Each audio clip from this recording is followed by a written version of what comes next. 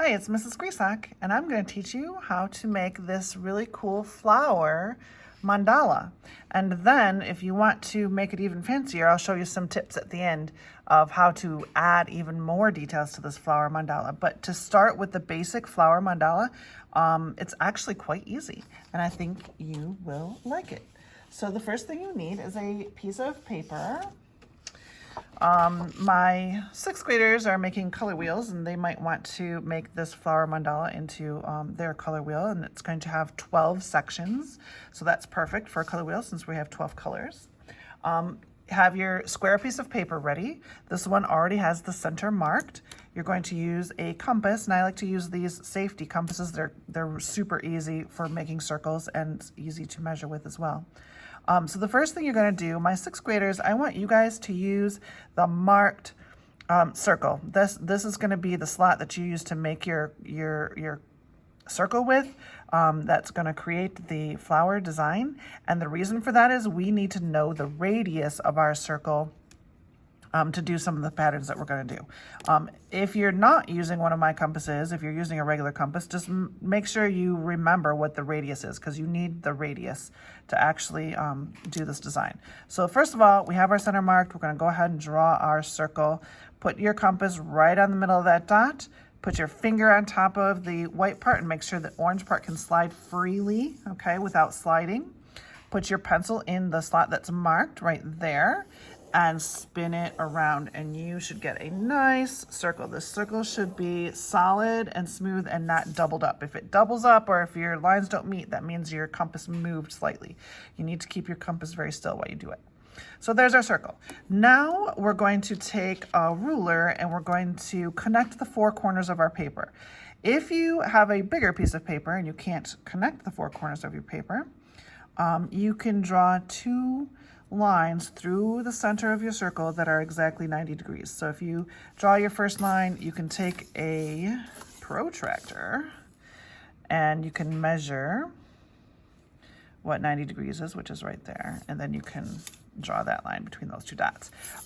Since we have a square piece of paper, we're just going to use the corners because that's easy. So make sure your pencil is touching the corner of your paper here, touching the corner of paper there, and then make sure that that center dot is actually touching your ruler. You want this to go through the center of your circle. That's super, super, super important. Okay, so now we have a circle with an X on it. Perfect. Wherever any of those straight lines touch the edge of your circle, that becomes a point of interest. And we need those points of interest because those are going to be our starting points for making this design. So we have our 4 points of interest.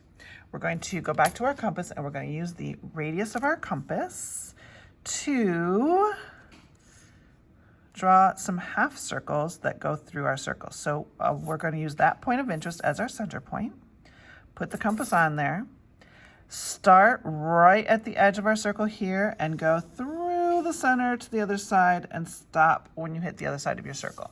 So you get this arc. It has to touch the center and it has to touch the edges of your circle. Okay. Now go to the next one. Put your compass there. Do the same exact thing. You're going to do this 4 times. Da-da-da. And here's the next one. Da-da-da. And the last one is right here. Now, where every one of those arcs touched the edge of your circle, guess what? You have a new point of interest. So we have 6 new points of interest. We are going to make 6 more arcs. And when we finish those, you will see we'll have a 12 pointed kind of a flower looking design. Okay, so now we're going to take our compass and do the same thing. Okay, we're going to start. This time we don't need the ones that are on the straight lines. We only need the ones that are on the curved lines. So we're going to do this one here. And you're going to see the flower petals start to appear. Okay, and then we're going to do that one. So just go around the outside edge and just check every one of your points of interest. And make sure you have an arc that's coming from each one of them. So this one we already did, so we're going to skip him. This one is our next one. And don't get confused by the fact that this point already has 2 petals drawn on it, because we're not drawing from here, we're drawing out there, okay? So it's okay, put your compass there. Trust me when I tell you, you need one from every single point of interest. Right there, we need another one. If you get out here and you start drawing it and you're like, oh wait, I already drew that, then you can go to the next one. It's fine, because like right here, if I put it right there, you'll see that I already drew that one, so I don't need it. So I'm gonna go to this one, and this one, and I think I have 2 more after this. Okay, I already drew that one, so I don't need it. But here's this one. And our last one right here.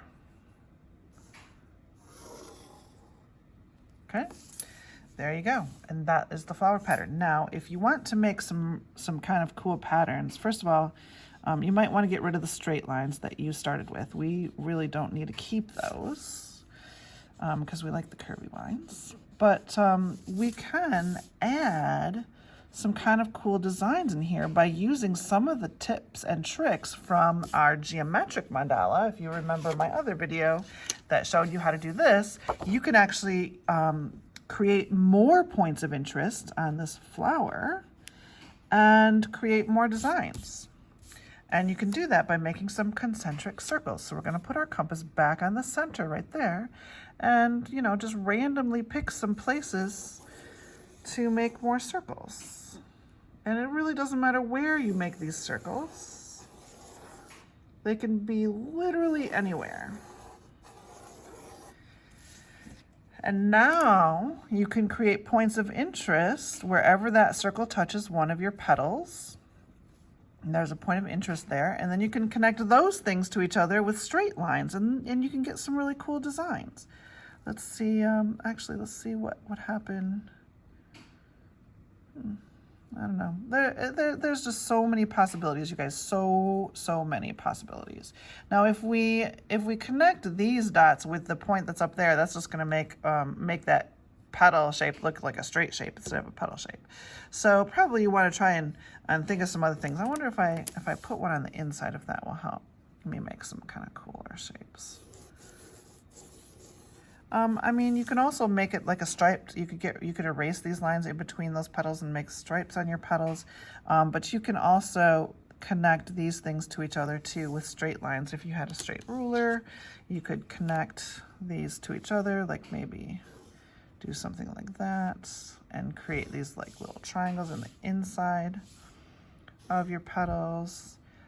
There's just so many things you can do. Just make sure whatever you do it all the way around so that you keep your radial symmetry. You can make an infinite number of patterns just by connecting your different points of interest to each other and putting designs inside of your mandala. There you go.